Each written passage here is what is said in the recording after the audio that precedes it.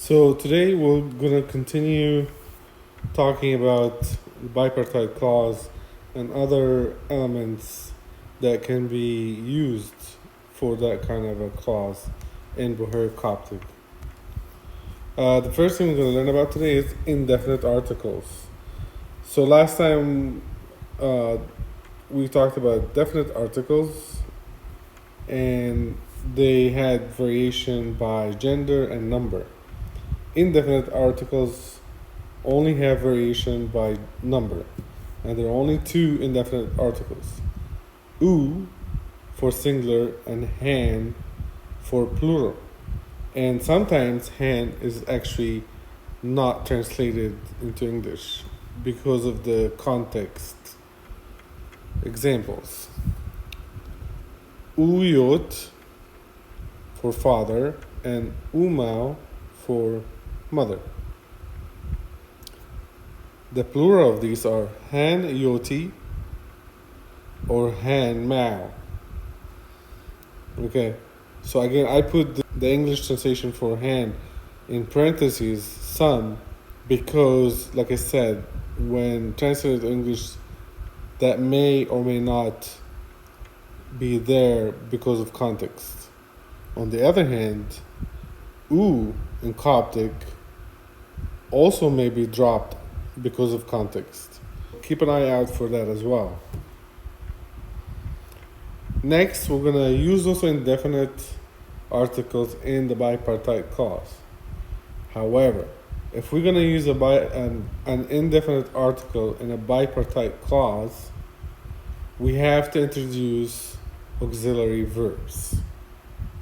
First auxiliary verb, which is in the affirmative, is one, which is translated as there is or there are, depending on the noun following it. Auxiliary verbs are standalone. They do not attach themselves to a noun or anything like that.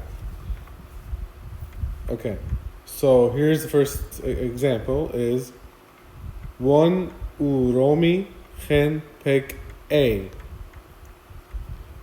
There is a man in your house. One han gom cha tai trapeza. There are some books under this table. And the last one is one han petra hi nai tov. There are some rocks on this mountain. If I want to negate a bipartite clause, I need a negative auxiliary verb.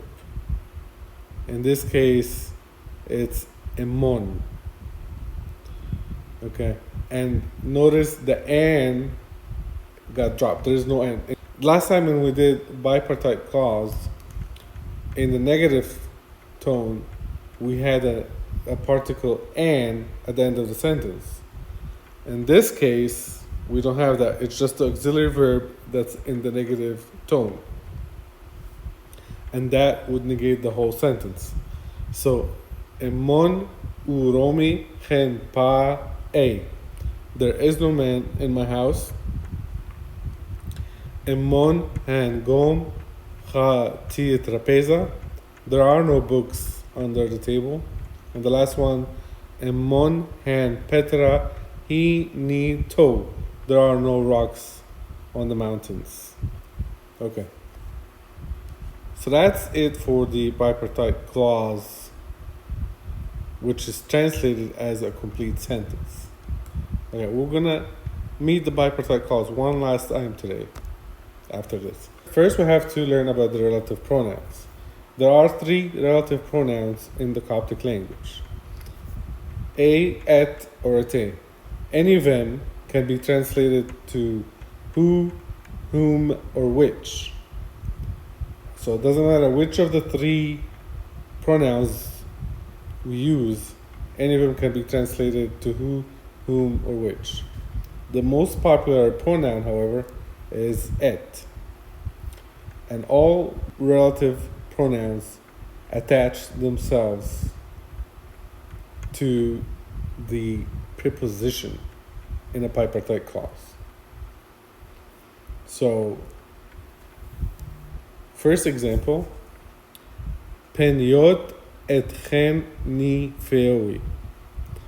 Our Father who is in the heavens. So notice the et, the relative pronoun, attach itself to the preposition, and this is no longer a complete sentence. I cannot say that this is a complete sentence anymore, even though it has a verb to be, but because of the relative pronoun, it is no longer a relative sentence. It's a sentence or a clause that's about to introduce something. Okay, it's going to talk more about our Father who is in the heavens.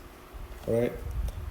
The second example, Nagom etcha tef et rapeza. My books which are under his table. The last one is Ni angelos etchen ti ekekleseia. The angels who are in the church.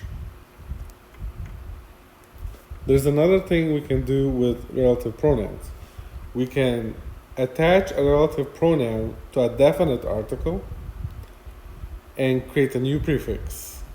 Example, p, et, can become pet. Piete can become pete. Ni et would be net, and niete would be nete. Okay, what does the new prefix do? Well, let's see. The new prefix, if attached to an adjective, can turn it into a noun. Here are some examples. P et oab, which is, when written out, it's actually pet oab, the Holy One, or the one who is holy. Pet hu, the evil one, or the one who is evil.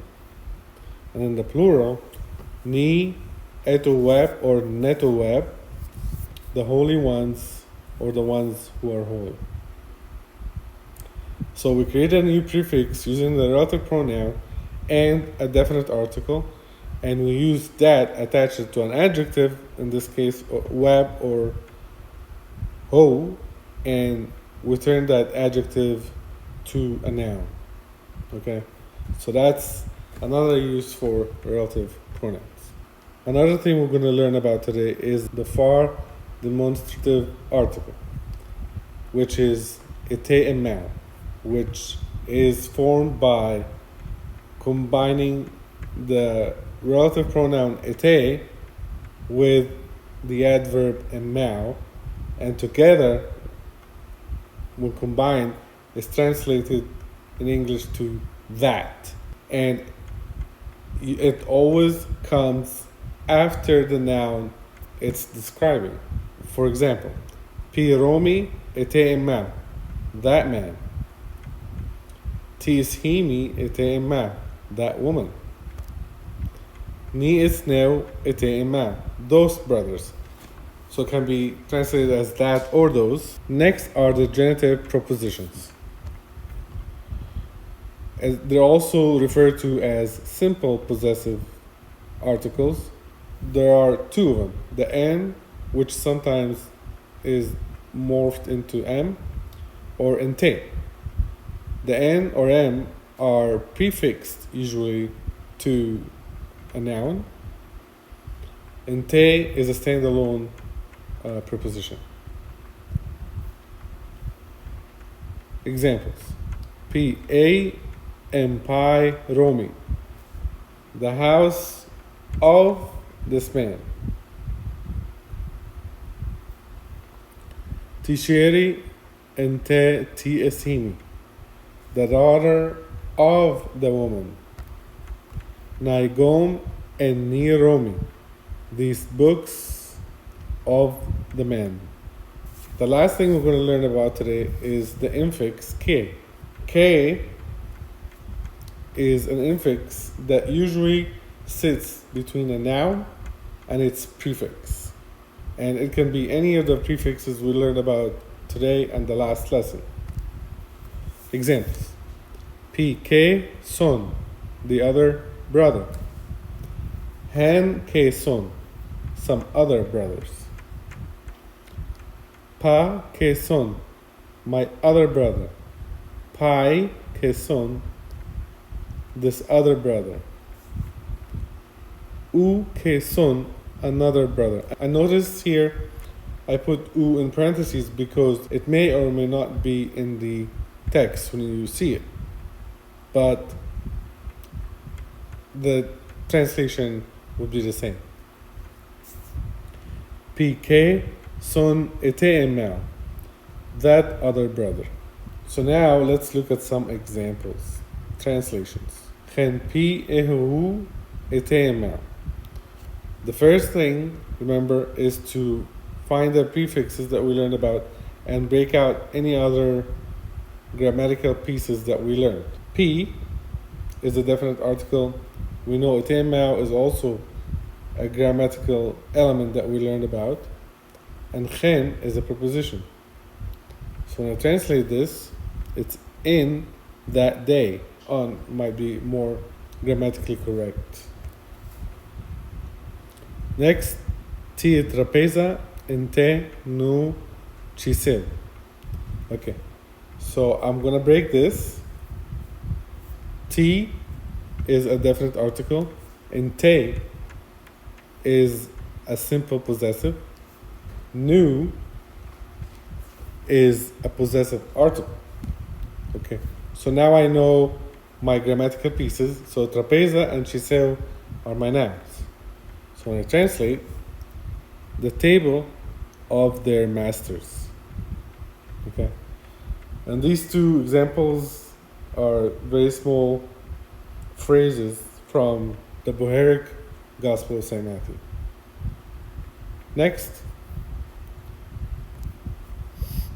ni entole and nen yoti. How do we break this? Ni is my definite article. En is a simple possessive. Nen is a possessive article. So entole and yoti are my nouns. The commandments of our fathers. Last example for today. Et hiren tek ekekleseia. When we break this, et is the relative pronoun. Hiren is the preposition. Tek is a possessive article for second person masculine. And ekeklesia is the noun. So when I translate it, it will be which is at the entrance of your church. And I put the M in parentheses for the second person singular masculine possessive article.